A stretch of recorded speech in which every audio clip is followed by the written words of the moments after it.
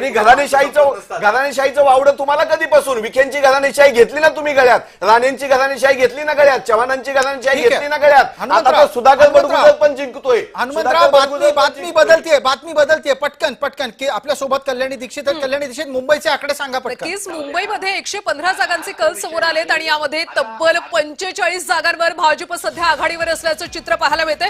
थोड्याच वेळात 50चा आकडा सुद्धा ते पार करतील असं चित्र पाहायला मिळते. यामध्ये भाजप आणि सध्या ठाकरे पक्ष, ठाकरेंची शिवसेना आणि भाजप यामध्ये अटीतटीची लढत पाहायला मिळते.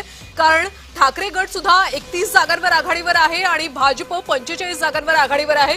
शिंदेची शिवसेना सध्या ती सुद्धा आघाडीवर असल्याचं चित्र पाहायला मिळते. 16 जागांवर आघाडीचं आहे, त्यामुळे महायुती सध्या आघाडीवर असल्याचं चित्र आहे.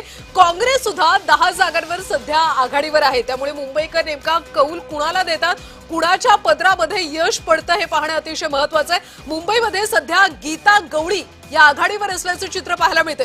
मुंबईमध्ये ज्या पद्धतीनं प्रचार झाला होता, महायुती मुख्यमंत्री, दोन्ही उपमुख्यमंत्र्यांनी सभा घेतल्या होत्या. ठाकरे बंधू सुद्धा 20 वर्षानंतर एकत्र आले आणि त्याला एक प्रकारचं ग्लॅमर निर्माण झालं होतं. कारण ठाकरे बंधूंनी ठाणे, मुंबईमध्ये सभा गाजवल्या होत्या, प्रचार सभा घेतल्या होत्या आणि त्यांच्या प्रचार सभेंना चांगलीच गर्दी पाहायला मिळाली होती. आणि सध्या मुंबईमध्ये भाजप महायुती आघाडीवर असल्याचं चित्र आहे. बिलकुल कल्याणी, या चर्चेला पुढे नेत असताना पटकन सुशीबेन शाह यांच्यापर्यंत जाऊयात. त्यांना वेळेची मर्यादा आहे, त्यांना इतरही ठिकाणी जायचंय. मी पटकन विचारतो, गीता गवळी आघाडीवर आहे, तिथे तर तुम्ही तुमचा उमेदवारही उतरवला नव्हता. असं काय आहे की गीता गवळी, म्हणजे पूर्ण नाव घ्यायला हवं, गीता अरुण गवळी निवडून याव्यात म्हणून सत्ताधारी प्रयत्न करतात? गीता गवळी एक चांगली सक्षम तशी नेता आहे, महिला नेता आहे आणि भाजपा आणि शिवसेनाचा, महायुतीचा नेहमीचा असा एक महिला सक्षमीकरण त्यांचा एक मोठा पाऊल असतो. आणि गीता गवळीला आम्हाला असं वाटलं की त्यांना तिथे लढावं. शेवटी पक्षश्रेष्ठी ठरवतात कोणी कुठे काय उमेदवार द्यायचे, त्या हिशोबाने आम्ही पुढे गेलेलो आहोत. बरं प्रवीण पूर्व, याच्यावर आपलं निरीक्षण काय आहे? गीता अरुण गवळी जिंकाव्यात म्हणून सत्ताधारी प्रयत्न करताना दिसतात.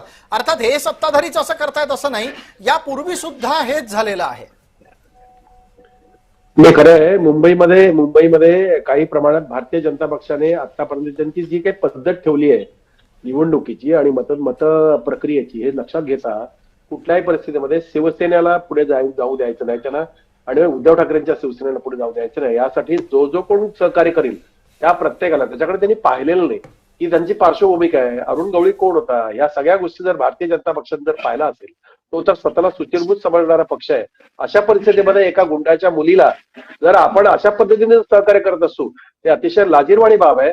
आणि हे जर समजा आघाडीवर असतील आणि आपल्या मॅडम म्हणतात की त्या चांगल्या कार्यकर्त्यात, अरे बरेच चांगल्या करते, पण तुमच्याकडे कार्यकर्ता होता की नव्हता?